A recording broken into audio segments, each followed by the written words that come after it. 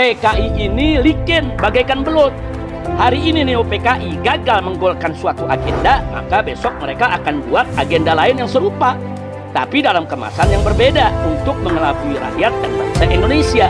Sementara gerak laju kebangkitan PKI bagi umat Islam dan seluruh rakyat bangsa Indonesia wajib di-stop dan dihentikan secara total. Bahwa jalan yang paling tepat untuk menghentikan kebangkitan PKI adalah makzulkan Jokowi dan bubarkan PDIP.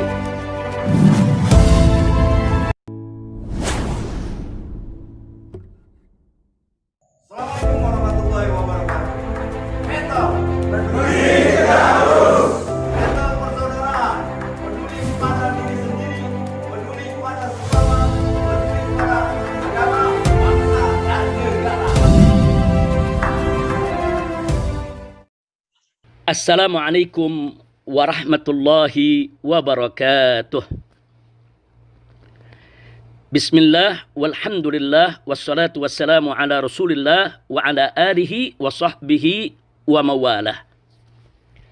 Alhamdulillah, saya bersama keluarga dari kota suci Makkah Al-Mukarramah saat ini ada dalam keadaan sehat walafiat.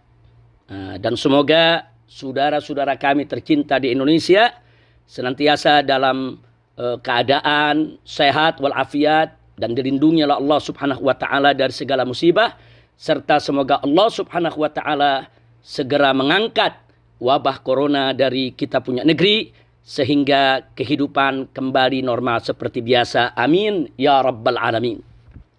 Saat ini saya ingin mengemukakan rasa gembira dan bahagia saya.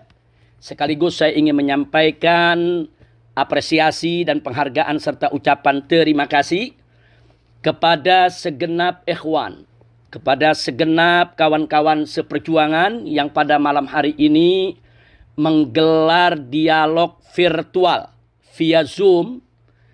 Dan secara khusus saya sampaikan apresiasi, penghargaan dan terima kasih ini kepada semua rekan-rekan dari FPI, GNPF Ulama, PA 212, FUI, AKL, MIUMI, Majelis Az-Zikra, Wahdah Islamiyah, begitu juga semua rekan-rekan dari MPUII, dan tidak ketinggalan juga para sahabat dari HRS Center yang selama ini aktif memberikan dan mengirimkan saya aneka ragam berkas dokumen yang berkaitan dengan perkembangan aneka ragam kebijakan di negara kita tercinta Republik Indonesia. Dan secara khusus saya ingin sampaikan terima kasih kepada saudara saya, kecintaan saya, Habibi Galbi, yaitu host kita pada malam hari ini, yaitu Al-Ustadz Ad-Doktor Haikal Hasan Baras, hafizahullahu ta'ala wara'ah. Terima kasih Ustadz Hasan, Masya Allah, Babe Haikal pada malam hari ini menjadi host kita bersama. Terima kasih sekali lagi kepada antum dan kepada seluruh ikhwan. Mudah-mudahan dialog virtual kita via Zoom pada malam hari ini, ya tentunya di Indonesia sudah malam, sementara kami di kota Mekah masih sore, karena kita ada perbedaan waktu 4 jam. Jadi sekali lagi terima kasih, jazakumullahu khairal jasa. Nah baiklah, untuk menyingkat waktu, karena banyak sekali peserta yang mengikuti daripada dialog virtual ini, maka langsung saja saya ingin menyampaikan pandangan saya tentang rancangan undang-undang haluan ideologi Pancasila atau yang disingkat RUU HIP. Saya ingin langsung menyampaikan pandangan saya tentang RUU HIP yang memang saat ini sedang menjadi perbincangan di kita punya negeri. Nah, semoga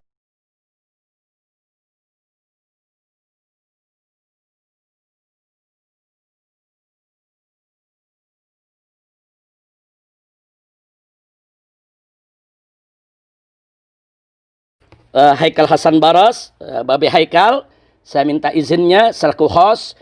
Nah, mudah-mudahan apa yang saya sampaikan ini manfaat untuk kita semua. Nah, baiklah. Menurut saya, rancangan undang-undang haluan ideologi Pancasila atau yang disingkat RUU HIP wajib ditolak oleh segenap rakyat dan bangsa Indonesia. Kenapa? Sekurangnya ada 7 sebab yang ingin saya sampaikan pada kesempatan ini yang menjadi penyebab utama kita wajib menolak RUU HIP tersebut. Sebab pertama, bahwa haluan ideologi Pancasila sebenarnya pada hakikatnya sudah ada termaktub dalam Undang-Undang Dasar 1945. Sehingga tidak boleh diturunkan harkat, martabat, dan derajatnya menjadi hanya sekelas undang-undang. Nah, jadi saya melihat bahwa RUU HIP ini telah menurunkan derajat, menurunkan harkat, martabat, menurunkan kelas daripada haluan ideologi Pancasila dari semula merupakan landasan konstitusional yang tinggi dalam Undang-Undang Dasar 1945, kemudian diturunkan hanya sekelas undang-undang. Nah, ini sebab pertama. Sebab kedua, bahwa definisi haluan ideologi Pancasila dalam RUU HIP tidak lagi meletakkan agama sebagai sesuatu yang pokok dan mendasar, tapi diganti dengan mental spiritual. Bahkan dalam RUU HIP pasal 7 ayat 2 ada upaya memeras Pancasila menjadi trisila atau 3 sila, yaitu sosio-nasionalisme dan sosio-demokrasi serta ketuhanan yang berkebudayaan. Catat, dalam RUU HIP disebutkan ketuhanan yang berkebudayaan. Jadi bukan lagi ketuhanan yang Maha Esa, tapi ketuhanan yang berkebudayaan. Menurut saya ini merupakan pelecehan terhadap agama dan nilai-nilai luhur ketuhanan yang Maha Esa yang selama ini dijunjung tinggi oleh rakyat dan bangsa Indonesia.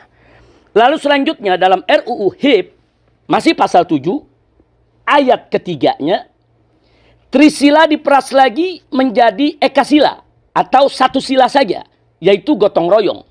Sehingga ketuhanan yang Maha Esa dibuang sama sekali dan tidak lagi menjadi acuan dalam kehidupan berbangsa dan bernegara. Walaupun di pasal-pasal lain seperti pasal 12 dan pasal 23 masih ada penyebutan agama, masih ada penyebutan Tuhan yang Maha Esa, tapi tidak lagi dalam posisi yang fundamental.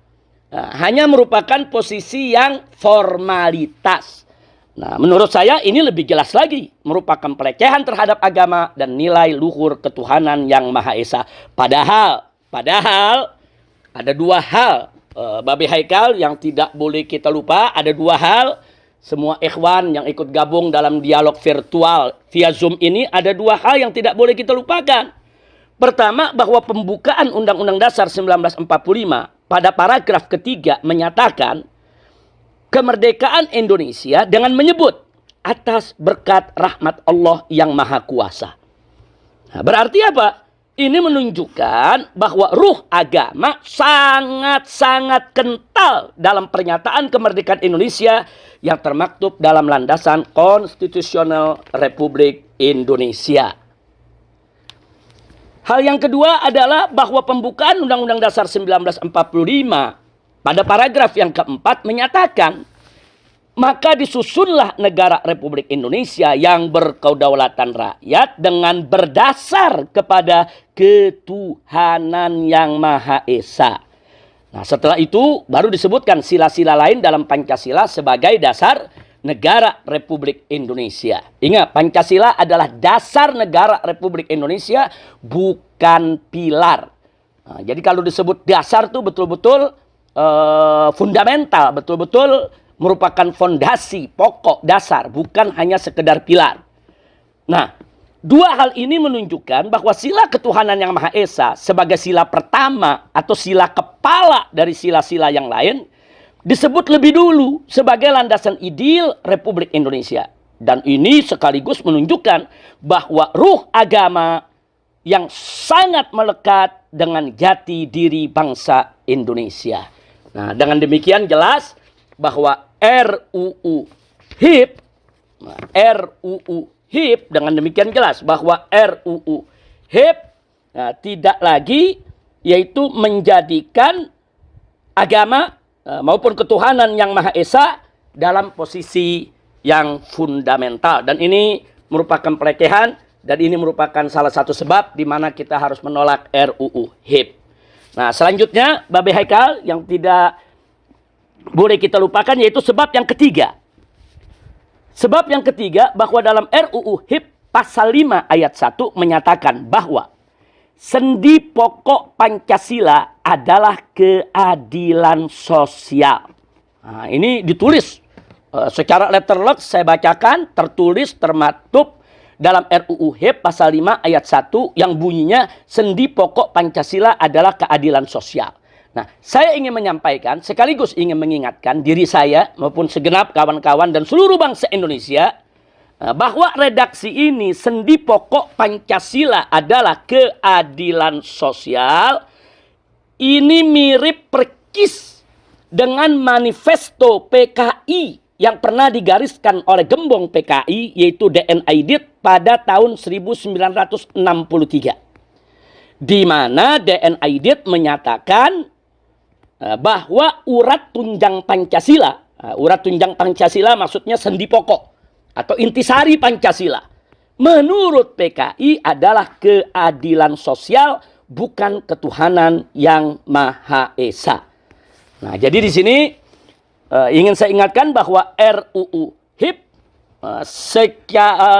secara terang-terangan telah mengadopsi redaksinya mirip persis dengan manifesto PKI yang pernah disebarluaskan oleh gembong PKI DN Aidit pada tahun 1963.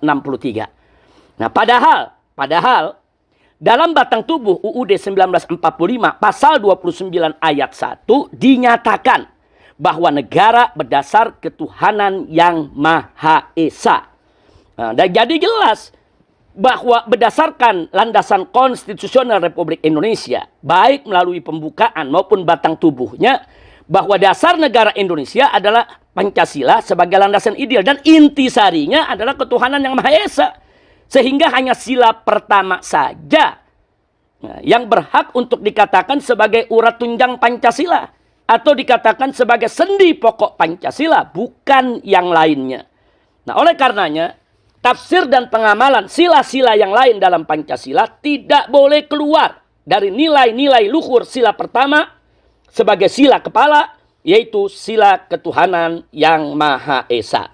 Nah, jadi saya ingin katakan di sini bahwa menjadikan sila keadilan sosial sebagai sendi pokok Pancasila adalah upaya untuk mengeliminir sila ketuhanan yang Maha Esa.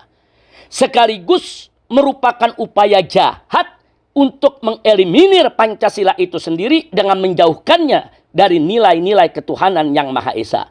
Nah, oleh karena itu tidak berlebihan kalau saya ingin katakan di sini bahwa RUU HIP telah kemasukan ideologi PKI. Jadi agenda PKI itu sudah masuk dalam RUU HIP. Ini bukan konon katanya, ini bukan isu atau rumor, tapi ini fakta yang bisa kita buktikan secara ilmiah. Nah, ini sebab ketiga. Nah, kemudian kita melanjutkan lagi. Sebab keempat, nah sekarang sebab yang keempat, bahwa RUU HIP tidak memuat TAP MPRS nomor 25 tahun 1966 tentang pembubaran dan pelarangan PKI serta pelarangan penyebaran paham komunisme, Leninisme, dan Marxisme. Padahal TAP MPRS nomor 25 tahun 1966 merupakan konsideran, merupakan pertimbangan penting bagi RUU HIP untuk melindungi Pancasila dari rongrongan PKI dan segala pahamnya.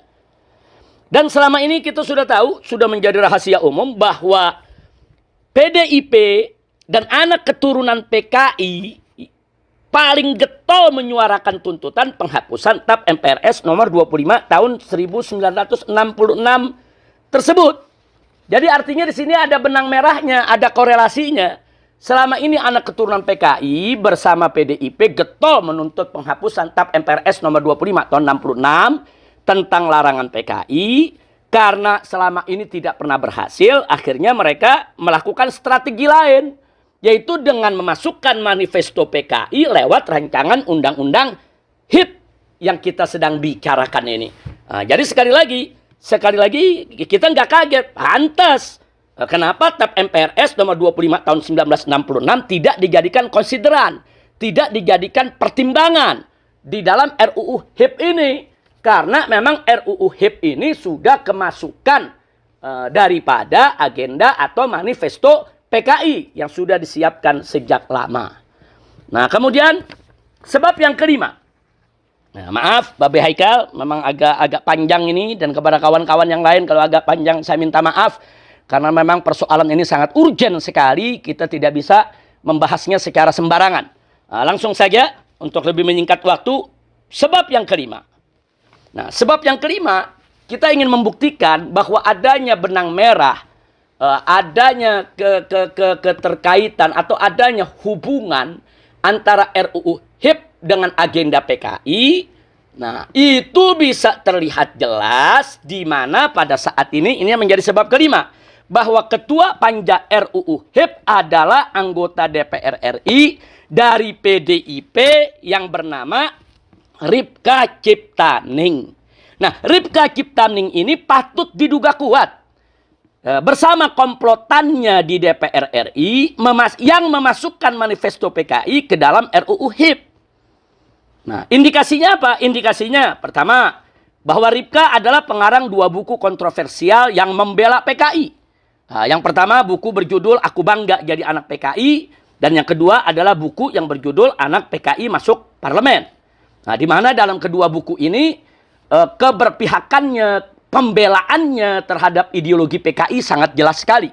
Bahkan pemutarbalikannya terhadap sejarah PKI itu sendiri juga dilakukan dalam kedua buku tersebut. Nah, kemudian yang kedua, bahwa Ripka dalam sejumlah wawancara terekam, tersebar, viral di YouTube dan di medsos-medsos lainnya, bagaimana Ripka menyatakan secara terbuka bahwa PKI adalah korban Orde Baru dan TNI adalah pelaku kejahatan yang membantai PKI. Nah, jadi kita bisa lihat siapa Ripka Ciptaning ini. Jadi jelas bahwa Ripka dan kawan-kawan punya agenda PKI yang disusupkan dalam RUU HIP. Sekali lagi, ini bukan hoax, tapi ini fakta. Ini bukan isu atau rumor, tapi ini bisa kita buktikan dengan indikasi-indikasi kuat yang tidak terbantahkan. Dan yang ketiga, bahwa Ripka dalam ragam wawancara persnya juga mengakui secara terbuka bahwa keluarga dan anak keturunan PKI yang dia memperkirakan ada 20 juta orang, kata dia semuanya menyalurkan aspirasi politiknya ke PDIP.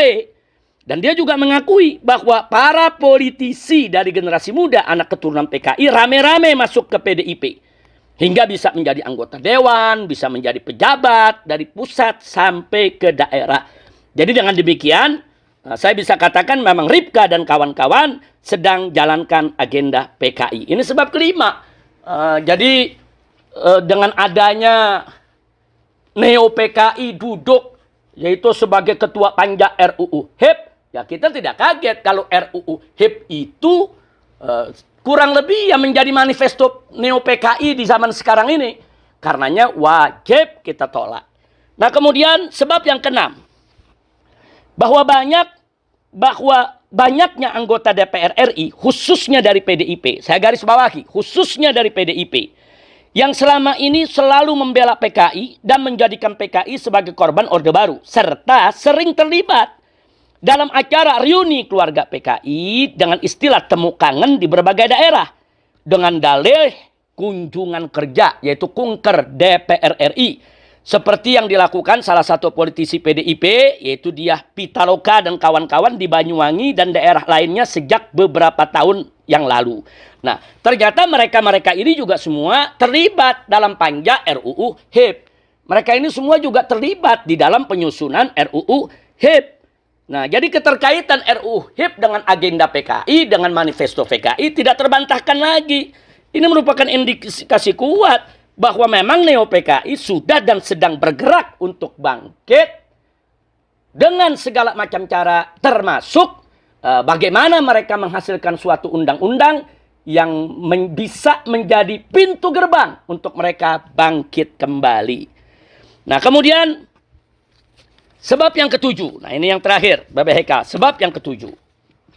Sebab yang ketujuh, sikap rezim Jokowi dengan PDIP-nya yang sangat lunak terhadap aktivis neo-PKI di Indonesia dan kebijakan membangun poros Jakarta-Beijing beserta kerjasama yang super luar biasa dengan PKC, Partai Komunis Cina, serta secara sengaja dan sadar memberikan aneka ragam jabatan publik yang vital kepada komplotan neo-PKI.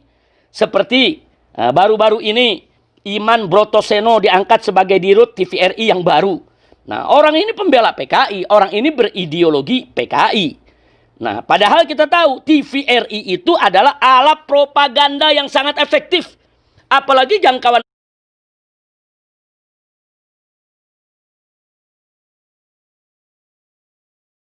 dicapai oleh satu televisi mainstream manapun yang ada di Indonesia. Sehingga dengan adanya yaitu generasi muda neo-PKI menjabat sebagai dirut TVRI, sehingga gerakan neo-PKI lebih leluasa mengemas dan menjalankan agendanya lewat TVRI. Nah, sikap rezim Jokowi yang seperti ini telah memberi andil besar dalam membuka keran kebangkitan PKI. Nah, termasuk yang dilakukan oleh rezim Jokowi dan PDIP secara bersama-sama memasukkan generasi muda neo-PKI sebagai anggota panja untuk menyusun daripada RUU HIP tersebut. Ini artinya gerakan ini sangat struktural, gerakan ini sangat sistematis, gerakan ini betul-betul gerakan yang sangat berbahaya dan mengancam daripada keutuhan NKRI. Nah, demikian Bapak Haikal, itu 7 sebab yang ingin saya sampaikan. Sebetulnya selain 7 poin yang sudah saya sampaikan tadi, di sana masih banyak persoalan dalam RUU HIP yang perlu disoroti secara fokus dan serius. Dan yang perlu diwaspadai bahwa neo-PKI dalam gerakannya selama ini, hati-hati, selalu menjual kebesaran nama Bung Karno untuk mengelabui masyarakat. Hati-hati. Nah, jadi neo-PKI saat ini sering mencatut nama Bung Karno, menjual nama Bung Karno untuk mengelabui masyarakat. Seolah-olah mereka ini pengagum Bung Karno, pecinta Bung Karno, padahal mereka hanya ingin menunggangi nama besar Bung Karno untuk mengelabui masyarakat dalam rangka kebangkitan mereka kembali. Ala kulihal, jadi jelas sudah yang ingin saya sampaikan di sini bahwa RUU HIP yang ada saat ini bukan membangun ideologi Pancasila sebagaimana mestinya, melainkan hanya merusak ideologi Pancasila, bahkan cenderung menjadikan Pancasila sebagai mitos yang diberhalakan, sebagai mitos dan sebagai berhala yang tentunya bertentangan dengan ajaran agama. Sehingga ke depannya RUU HIP itu kalau dijadikan undang-undang akan lebih memuluskan pengembangan ideologi anti agama seperti ideologi ateisme, komunisme, marxisme, dan leninisme dan lain sebagainya, yang justru semua itu sudah sejak lama dilarang di negara Kesatuan Republik Indonesia. Nah, demikian Bapak Haikal. Jadi kesimpulan dari apa yang sudah saya sampaikan dari 7 poin tadi, bahwa HIP yaitu rancangan undang-undang haluan ideologi Pancasila adalah bagian dari agenda neo-PKI sehingga wajib ditolak oleh segenap rakyat dan bangsa Indonesia. Bukan hanya oleh umat Islam, oleh seluruh rakyat dan bangsa Indonesia apapun suku, budaya, dan agamanya. Sebab komunis itu, PKI itu musuh agama, musuh bangsa, musuh negara, musuh budaya. Jadi jangan dikerdilkan kalau ini hanya persoalan umat Islam saja. Tidak, ini persoalan rakyat dan bangsa Indonesia. Seluruh rakyat dan bangsa Indonesia, apapun suku, budaya, agamanya, harus terlibat menjaga keutuhan NKRI dengan menolak daripada agenda neo-PKI yang disebut sebagai RUU haluan ideologi Pancasila tersebut. Namun, saya juga mau ingatkan, penolakan RUU HIP saja tidak cukup. Karena PKI ini licin bagaikan belut. Hari ini neo-PKI gagal menggolkan suatu agenda, maka besok mereka akan buat agenda lain yang serupa, tapi dalam kemasan yang berbeda untuk mengelabui rakyat dan bangsa Indonesia. Sementara gerak laju kebangkitan PKI bagi umat Islam dan seluruh rakyat bangsa Indonesia wajib di-stop dan dihentikan secara total. Nah, jadi ini yang mesti kita ingat. Kita harus menghentikan agenda Neo PKI ini secara total. Oleh karenanya tidak cukup kalau kita hanya menolak daripada rancangan undang-undang HIP saja. Karena kalau rancangan undang-undang HIP ini kita berhasil menolaknya, mereka akan cari agenda lain yang serupa, tapi dengan kemasan yang berbeda untuk mengelabui rakyat. Karenanya, menurut pendapat saya, sekali lagi, Babe Haikal, ini menurut pendapat saya. Maaf, saya katakan menurut pendapat saya, karena ini agak sensitif. Jangan sampai nanti ada pihak-pihak lain ingin memfitnah daripada dialog virtual Zoom kita ini sebagai dialog makar, sebagai pertemuan makar, sebagai rapat makar. Maka itu saya katakan di sini, menurut pendapat saya. Artinya saya bertanggung jawab secara pribadi, baik berdasarkan hukum agama maupun hukum negara. Bahwa menurut pendapat saya, bahwa jalan yang paling tepat untuk menghentikan kebangkitan PKI adalah makzulkan Jokowi dan bubarkan PDIP. Itu jalan yang paling tepat. Kenapa? Karena Jokowi dan PDIP sengaja atau tidak sengaja, dengan maksud atau tanpa maksud, disadari atau tidak disadari, telah menjadi pintu gerbang emas bagi kebangkitan PKI. Nah, jadi saya ingin ibaratkan persoalan, kalau di badan kita ini banyak koreng yang disebabkan oleh darah yang kotor, darah yang tidak sehat. Tentu tidak cukup kalau mengobatinya hanya dengan memberikan serbuk obat atau memberikan cairan obat kepada tiap-tiap koreng tadi. Karena satu koreng sembuh akan muncul koreng yang lain. Kenapa? Karena pokok persoalannya bukan di korengnya. Pokok persoalannya adalah di darahnya yang kotor dan tidak sehat. Sehingga untuk menyembuhkan koreng yang banyak tadi tidak cukup dengan meneteskan obat kepada tiap koreng. Tapi darah kotor dan tidak sehatnya yang harus dicuci dan diganti. Nah, begitu juga apa yang terjadi di negeri kita. Ini udah terlalu banyak koreng, banyak borok di mana-mana. Kalau kita obati satu persatu koreng dan borok tersebut, sangat melelahkan, sangat capek betul. Dan tidak akan pernah selesai. Hari ini koreng RUU HIP kita obati, besok muncul koreng RUU yang lainnya. Dan seterusnya, dan seterusnya. Nah, karena itu, bukan hanya sekedar korengnya yang harus kita obati, tapi juga peredaran darah kotor dan tidak sehat itu harus kita ganti. Artinya apa? Artinya rezimnya itu yang mesti kita ganti. Makanya saya katakan, makzulkan Jokowi dan bubarkan PDIP. Karena PDIP sudah menjadi sarang daripada generasi Neo PKI yang mengusung kembali ideologi PKI dan ingin menghidupkan kembali daripada ajaran komunisme, leninisme, dan marxisme. Namun demikian, Babe Haikal, supaya tidak ada kesalahpahaman, di penutup ini saya ingin memberikan catatan penting. Supaya tidak salah paham. Perhatikan baik-baik bagi semua yang ikut mendengarkan daripada dialog virtual via Zoom ini, bahwa yang saya maksudkan dengan Neo PKI, nah, sekali lagi, yang saya maksudkan dengan Neo PKI di sini adalah dua golongan. Yang pertama, anak keturunan PKI yang masih mengusung ideologi PKI atau menjalankan agenda PKI. Jadi anak keturunan PKI yang masih mengusung ideologi PKI dan menjalankan agenda PKI, itu yang saya sebut generasi Neo PKI. Sedang anak keturunan PKI yang sudah membaur dan menerima ideologi Pancasila secara utuh dan benar, serta tidak lagi mengusung ideologi PKI, maka mereka wajib kita hormati, wajib kita terima sebagai saudara. Dan gak boleh lagi kita mengait-ngaitkan mereka dengan kesalahan yang dilakukan oleh orang-orang tua mereka. Karena mereka tidak bertanggung jawab dengan apa yang pernah dilakukan oleh orang tua mereka. Dan ini sesuai dengan prinsip ajaran Islam.